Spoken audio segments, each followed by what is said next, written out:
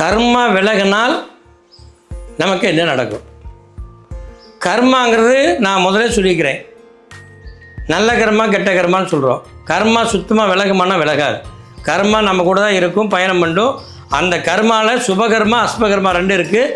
இந்த கர்மாவில் அஸ்பகர்மாவை அழைச்சிட்டு சுபகர்மாவை வைத்து பயன்படுத்துவது தான் கர்மா.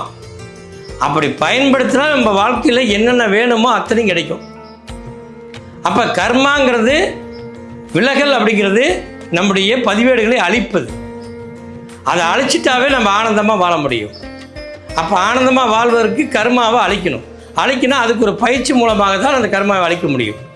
என்ன அலைகளால் உருவாகப்பட்ட படம் அழிக்கப்பட்டால் அது கர்மா அழிக்கப்பட்டதுன்னு அர்த்தம். அந்த மாதிரி அழிக்கும் பொழுது தான் நமக்குள்ள மிகப்பெரிய ஞானம் கிடைக்கும். அந்த மிகப்பெரிய ஞானம் கிடைக்கும்போது பேரறிவு தான் ஞானம்.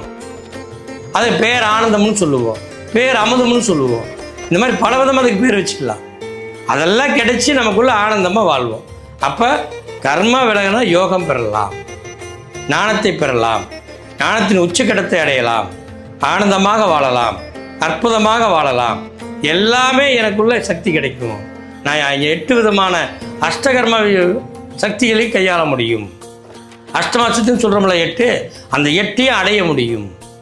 இந்த 8ம் 64 விதமான கலைகள் அப்படின்னு சொல்கிறாங்க. ஆயக்கலை 64 சொல்கிறாங்களே, அந்த 64 கலையை 8 8 64. அதனால் அதை 8ஆக பிரிச்சுக்கிறேன். 8 அஷ்டகர்மான்னு சொல்கிறாங்க, 8 அஷ்டமா சித்துன்னு சொல்கிறாங்க. 4 திசையும் 4 திசைக்கு உண்டான கோணங்களும் சேர்ந்தது தான் 8 திக்கு. 8 திக்கு தான் 8 திசை. 8 திசை தான் 8 அஷ்டம சித்து. 8குள்ள தான் உலகம் இருக்குன்னு ரஜினிகாந்த் பாடியிருப்பார். அது மாதிரி 8குள்ள தான் எல்லாமே அடங்கியிருக்கு. அதனால் இந்த கர்மாவை விளக்கினால் ஞானம் அற்புதமாக கிடைக்கும், ஆனந்தமாக வாழ முடியும், மகிழ்ச்சியோடு வாழ முடியும். நன்றி, வணக்கம்.